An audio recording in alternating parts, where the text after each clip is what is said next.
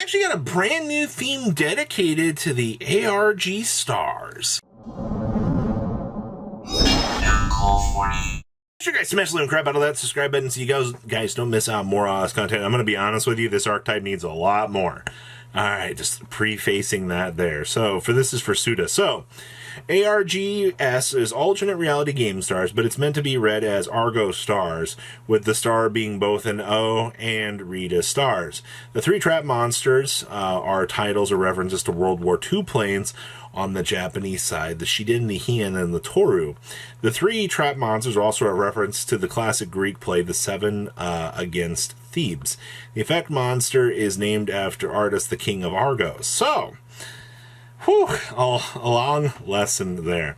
So this is Arda the Laurels, and this is a level 4 Earth Warrior monster with 1800 attack and 1800 defense. Yes, you are going to want to Rhoda for this, because this is the deck. Alright, there's no ifs, ands, or buts about how you are going to try to spin this archetype around, try to make this is the most important card of your deck. So you can only use the third effect of this card's name once per turn, which is really funny, by the way, that they did that. So during your opponent's turn, if you control a continuous trap effect, you can banish this card from your hand, change the attack of one face-up monster on the field to 0 until the end of this turn. Now, as this archetype stands, I never want to use this effect, period. I just want to point that out, alright?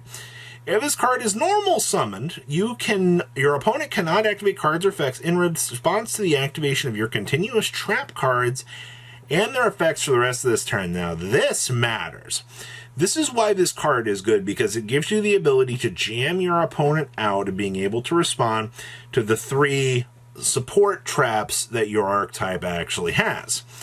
Now, the best effect of all here, we can banish this card you control to place 2 Argos continuous trap cards with different names from your hand and or deck face up into your spell and trap card zone. Now, remember, this is an archetype that wants to use its, trap monsters as a way to be able to play through the opponent's resources, or as you would say, win, slam dunk the competition. I'm too old for this. Alright, so yeah, this monster, the fact that this first effect does not interact with this effect, because this has to banish you control, I'm really disappointed with this, honestly. Like, if I could banish this to set my opponent's monster attack to 0 and then be able to trigger the set, the 2, I would have liked that a lot better, but this is way too balanced of a card, except for this. But we'll take that. Alright, next up is the home stadium. I swear, Konami, for as much money as you pump into these, to these sports actors and things, just look at Worlds last weekend, where we had the football stars on there, for example. I like the fact that, we have these real-life people that look at Yu-Gi-Oh! Enjoy it, and explore this, but man, you certainly seem to like making these sports archetypes just feel kind of bad. But, okay, so once per turn, we can pay 1,000 light points to add an Argos card from your graveyard or banishment to your hand. So this is your trade-off up here for using this. The cool thing here is, okay, so you can banish it, set up the 2 trap cards, and then you can pay the 1,000, add it back, so you can make an opponent's monster's attack 0. Alright, and then on the next turn you can add it back. But beyond that, you'd be getting out 2 more trap cards via it. You're just using it as a responsive act to be able to, have a mini hand trap or something via your field spell.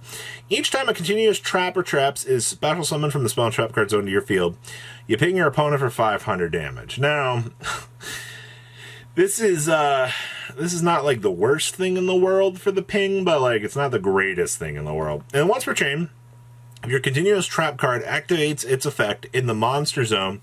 While you have a banished Argos monster, you can target 1 face-up card your opponent controls and negate its effects until the end of this turn.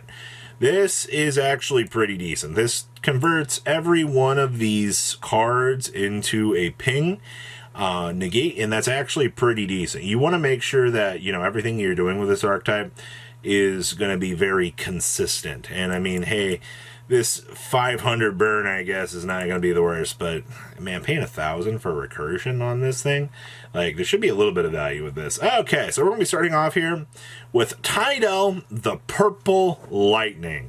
Alright, I did not know that we have personas involved in this, but okay. So warrior monsters you control will gain 500 attack and defense. Okay, I mean, that's pretty decent. Once per turn, we can discard a card to special summon this card as an effect monster. Is every one of these going to have a discard condition? Because we ain't going to be rotating these that much. So it's going to be a warrior light level 4 attack 2000 defense 2000 with the following effect. Alright, so you can add an Argos card from your deck to your hand except for Tidal the Purple Lightning. Okay, and then once per turn, quick effect, we can place this in your spell and trap card zone face up. Okay, so your trade-off here for this being a discard is whenever you summon this, it searches for any Argos card and lets you add. So you can search for either, well, actually you can add any of the traps, you can add spells, monsters, whatever piece of the combo puzzle you need, you have access to. Alright, this card's actually pretty good. A lot better than I was expecting. Next up is Capain the Flying Swallow. Alright, our persona is a bird. Okay. So your warrior monsters cannot be destroyed by battle. Okay. And once per turn, if there's a continuous trap in the monster zone, we can special summon this card as an effect monster as a warrior light 1818. So okay, so the first one's 2000, this one's 1818. With the following effect, yeah. Then if you have a banished Argos card, you gain 500 life points. Really? I have to be able to beam out this while I have another one and I just gain a measly 500 life points back? I mean, I guess. And then once per turn quick effect, you can place this card in your spell and traps face up. So, okay. And then we have Itio the Dragon Slayer. Alright, our persona is a dragon. That works. So warrior monsters you control cannot be destroyed by card effects. Okay, I mean, that's pretty good. Once per turn, when your opponent activates a card or effect, so we have to use this in response to the opponent's stuff, you can special summon this card as an effect monster, Warrior Light 800. Okay. And it is still a trap card. Then if you have a banished Argos monster, you can return one card on the field to the hand. They gave this deck a compulse. That wasn't on my list of things, but okay. And then once per turn, you can place this card in your spell and trap card zone face up. I mean, okay. Not like the worst thing in the world, but like, I don't know.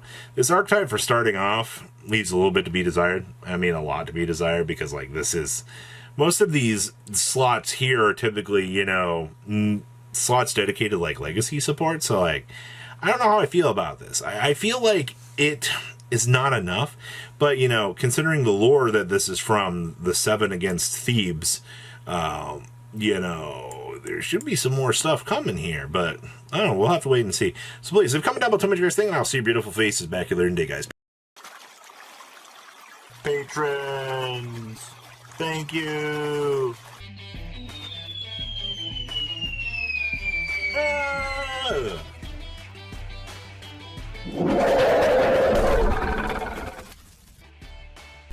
Thank you so much for watching. Check out these other videos.